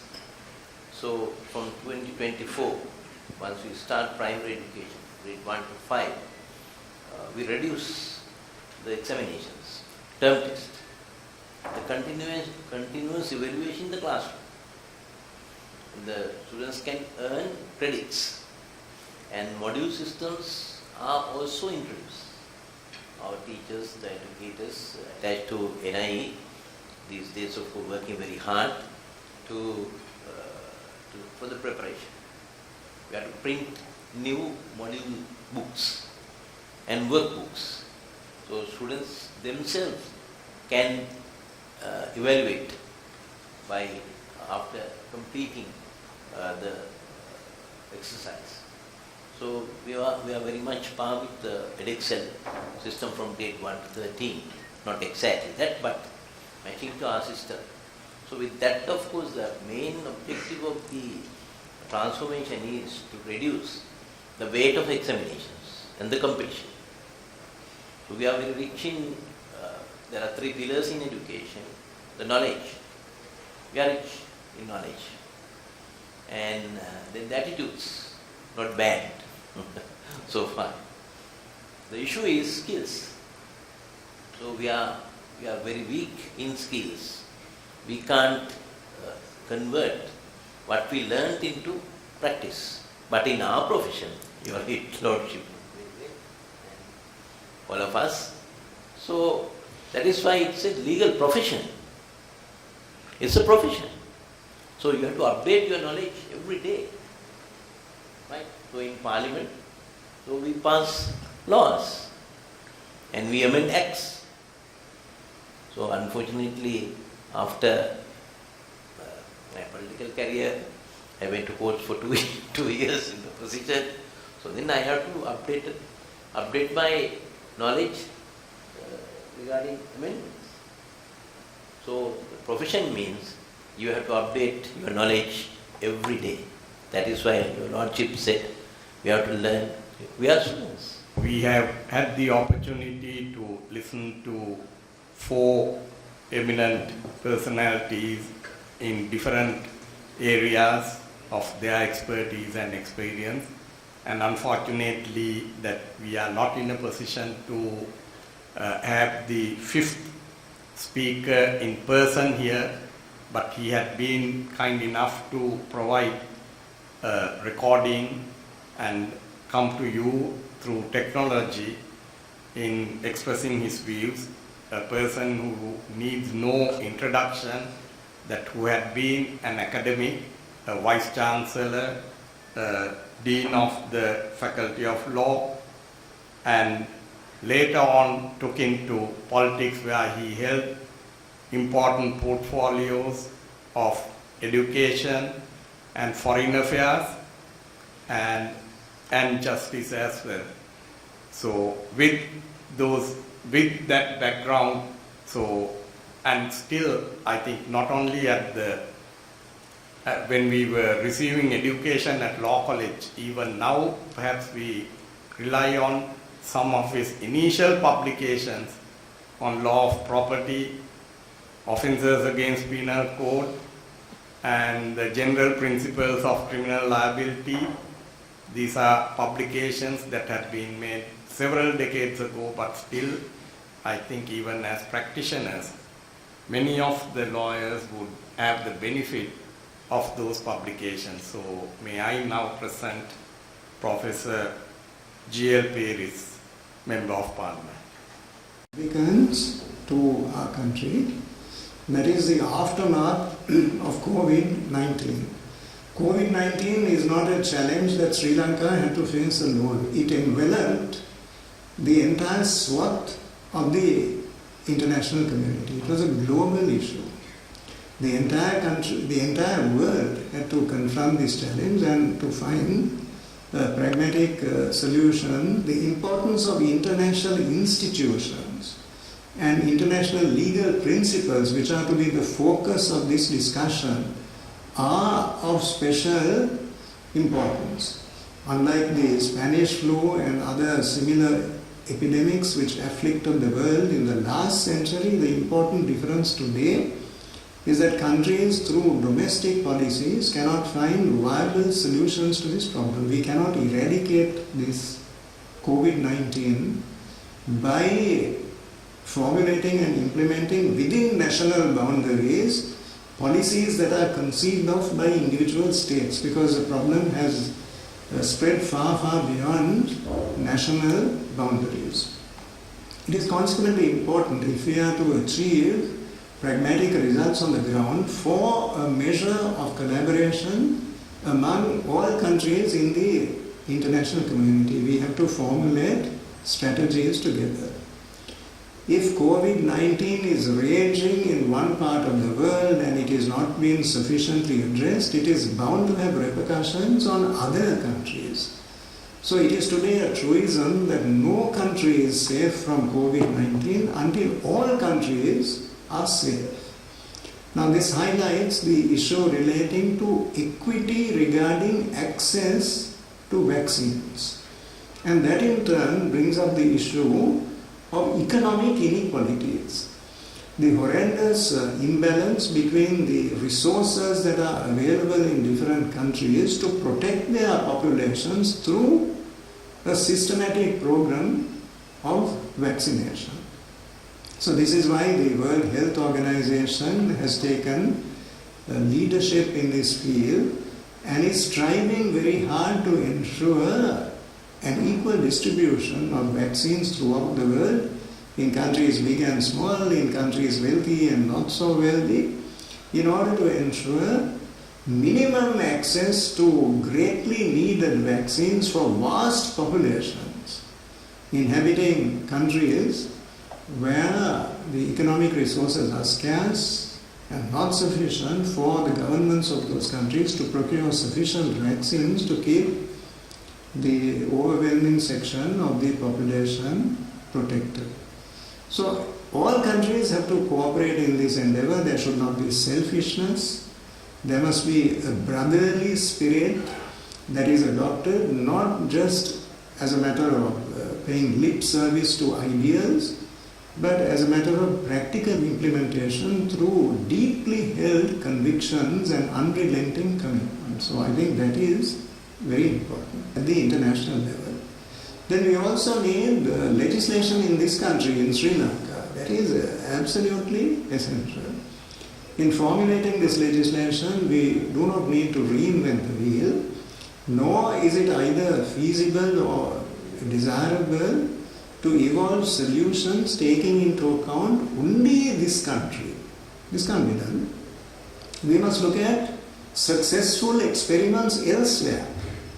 After all, this pandemic has been tackled quite effectively in some countries. So we must look at those experiences, try to extract what is of value from those experiences, but all the time we must have uppermost in our minds the paramount need to adapt those experiences to suit the combination of circumstances in our own country. A solution which has worked very well elsewhere may not be equally successful in Sri Lanka because of differences relating to our culture, our economy, our social customs and morals. So there has to be elasticity and creativity in that regard.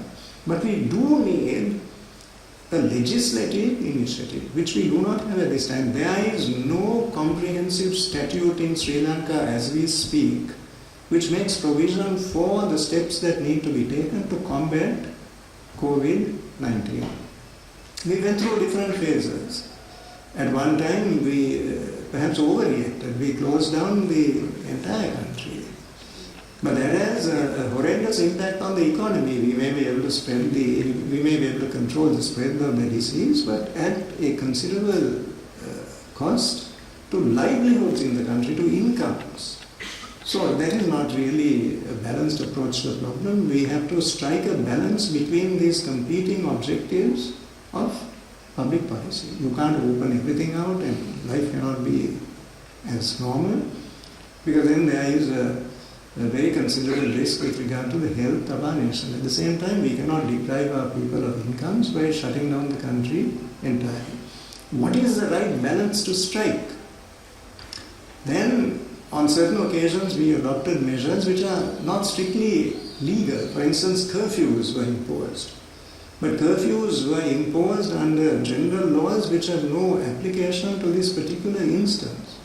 So many countries have enacted special legislation to deal with COVID-19. And Sri Lanka should do the same. There's been a private member's bill which was formulated for this purpose. I think it was drafted by the Honorable M.A. Sumandiran and submitted to the government. It was referred to the Health Ministry for their observations. But unfortunately, up to now, no progress has been made with regard to the enactment of that legislation. I think it is urgently required. We should not postpone that indefinitely. This legislation is required to consider all aspects of COVID-19, the health aspects, the economic aspects, the demographic aspects, the cultural aspects. All of this must be comprehensively addressed in one piece of legislation that represents an adequate response to the formidable challenges that have arisen in consequence of COVID-19. This country certainly has the expertise to do that.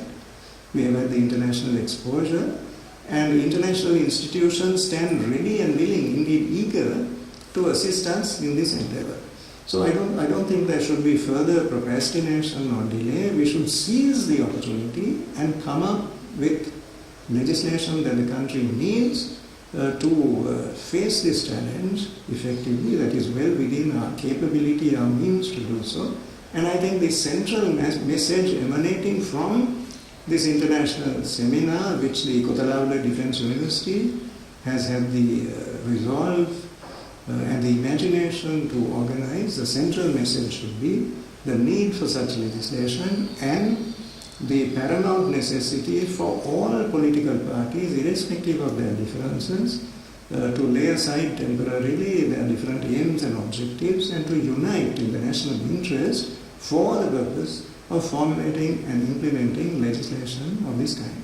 So may I thank you for the invitation that you have extended to me to participate in these important deliberations. I would have liked very much to be present in person to address you, but for reasons beyond my control, there is an event which I need to attend on this occasion, which I cannot postpone. I therefore ask for your forgiveness for my absence from these proceedings, and I hope that these remarks which I have just made to you will be of some importance in accomplishing the objectives of your symposium. Thank you very much indeed.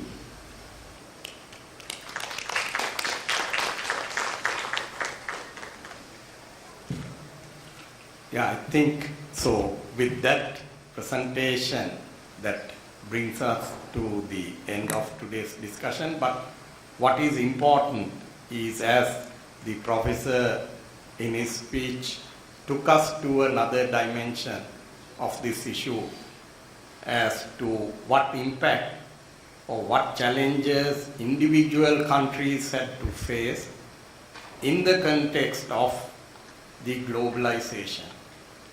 Whether this is a matter where one country on their own initiative could defeat, or whether there should be a common approach between all countries if we are to make sure that we are out of danger from this pandemic.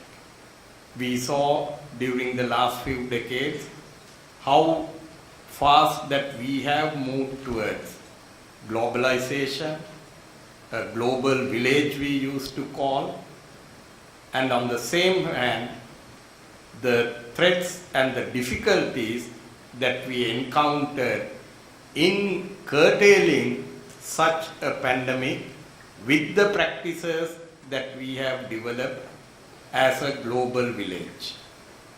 So all the countries and all people had the responsibility not only to take action focusing on their own protection, but also the protection of the citizens and the people who are living in the other countries. The developments that we have achieved through technology had come in aid to meet many of the challenges that we faced. But as we saw from the speaker's point of view, that alone was not sufficient in certain instances to overcome the challenges, and also the answer that we used, the use of technology, had brought us new questions. So these are the complexities and the complex nature of the difficulties, and that the society will have to go through and confront with in the aftermath of the COVID pandemic.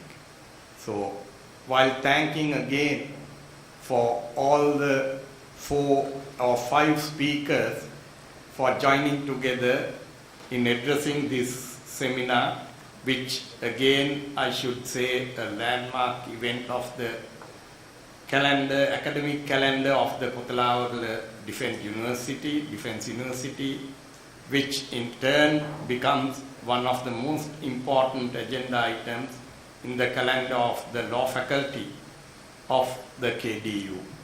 And in that regard, the interest that is taken by the KDU, the Vice Chancellor, and the Department of Law, we have the Dean of Faculty of Law, and all the staff and the students who had contributed in this endeavor, they should be commended and their commitment should be acknowledged. So with those remarks, I will formally close the sessions and then hand it over to the presenters. Thank you.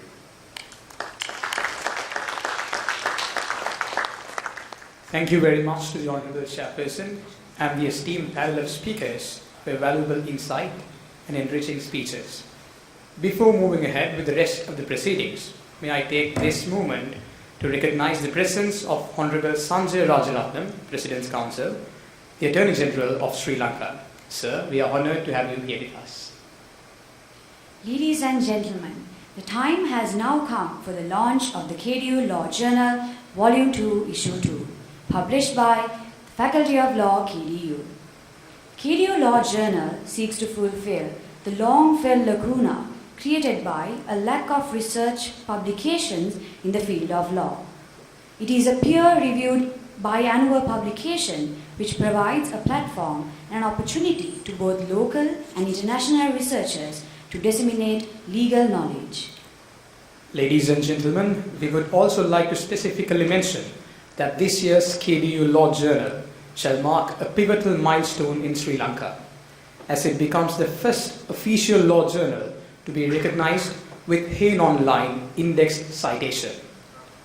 Without further ado, I would like to respectfully invite the Vice Chancellor of KDU, Major General M.P. Peiris, RWP, RSP, VSB, USP, NDC, PSC, accompanied by the Head of Department, Civil Law, Ms. Kalyani Jayasekara, to launch.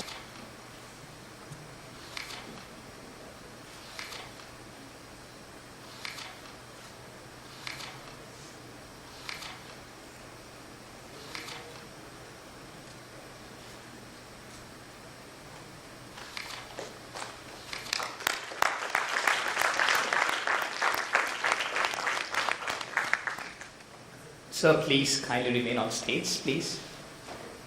Now I respectfully invite the Dean of the Faculty of Law to present a hard copy of the journal to the Vice Chancellor, Major General Milinda Peiris.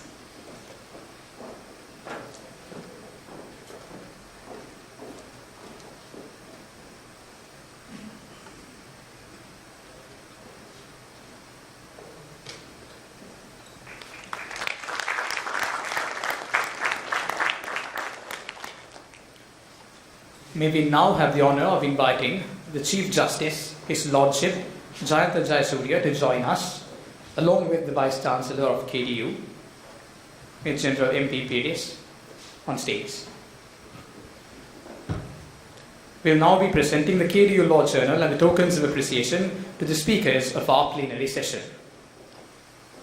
Respectfully invite Honorable Dr. Susil Premajayantha, Minister of Education.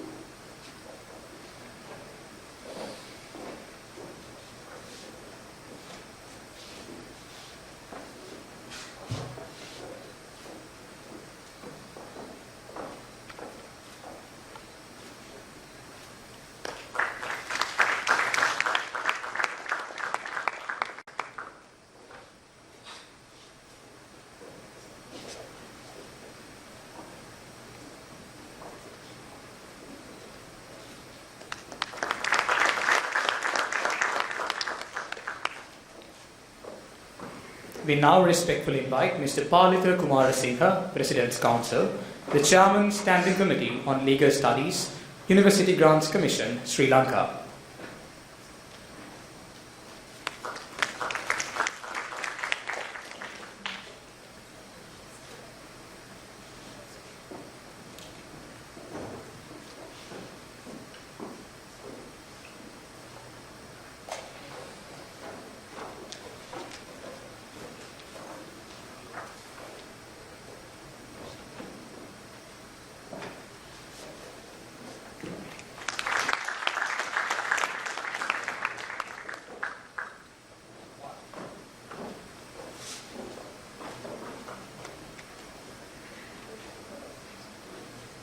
We would kindly invite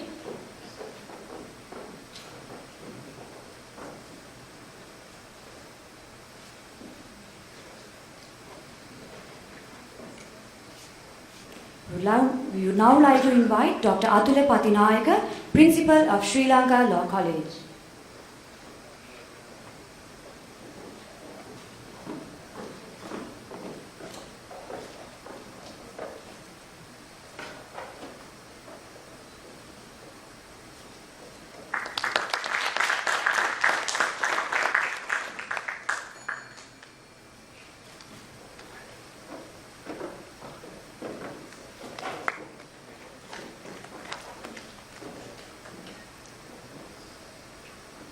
Thank you very much, sir.